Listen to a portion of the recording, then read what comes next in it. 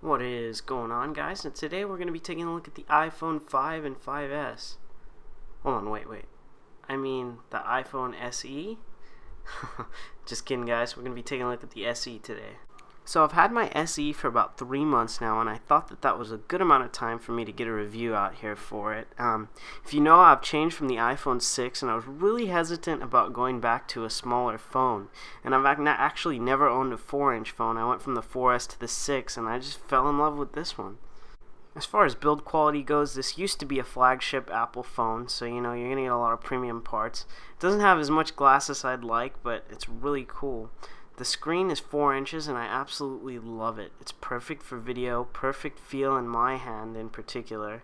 You can see me. You can just watch videos on here with one hand laying down. It's perfect. I've got my 3.5mm headphone jack, which I'm not going to be able to get if I wanted to get a 7. And this phone is just built really well and it feels great in the hand. Coming from the 6, I absolutely love the fact that the camera doesn't pop out really stupidly like it did in the 6 and the 6S.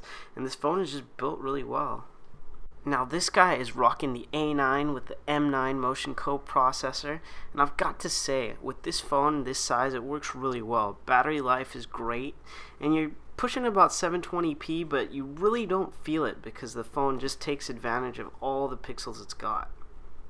Not to say that this phone is bad or anything, but the Touch ID is a little bit slower than the iPhone 6, but you've got that 12 megapixel camera and you can take some super crispy photos here. The screen is actually really good. I never had any problems with quality of a video or anything like that. The only gripe I have is that the front-facing camera is 1.2 megapixels, so selfies are not going to be great. It does have that new flash and live footage, as you can see here. You can switch to all the different settings. You've got super silky 4K at 30 frames per second, and then you can go down to 1080 at 60 frames per second, or what I usually keep it at is 1080 at 30 frames per second. And that 12 megapixel camera is cool, and you know, you see all those different settings down there. And this phone is an absolute beast for one-hand use. You can see me almost drop it here, showing you that video in one hand is amazing, and it's really light, so you can watch in bed while you're laying down and your arm isn't going to hurt.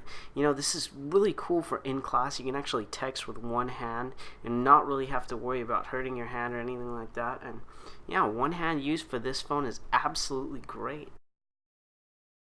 So the verdict, guys, if you guys really are looking to get your first iPhone, this is great. Or like me, I used to be the type of person that really wanted the brand new iPhone all the time. And as I got older, I realized that you really need to focus on saving money. And this guy right here handles everything I could ask for. You know, I've got my Instagram, Snapchat, all that. And it handles it great. It performs well. It was a good price. I've got the 64 gigs so I can have all my music on Spotify. And yeah, it just does everything that an iPhone should. I really wanted to jump ship to the GS7, but I realized that the funds weren't there, and I got a lot of money from my iPhone 6 through Apple, and just jumping to the iPhone SE was a really a no-brainer for me, and I'd recommend it for anybody looking to get a new iOS device and anybody just looking to get an iPhone in general. So you see my phone here. I've got the spec candy shell clear case with just a regular tempered glass, and I love my phone. I love my new phone. Thanks for watching, guys. Be sure to subscribe, and we will catch you on the next one. Blazing Tech. See you later.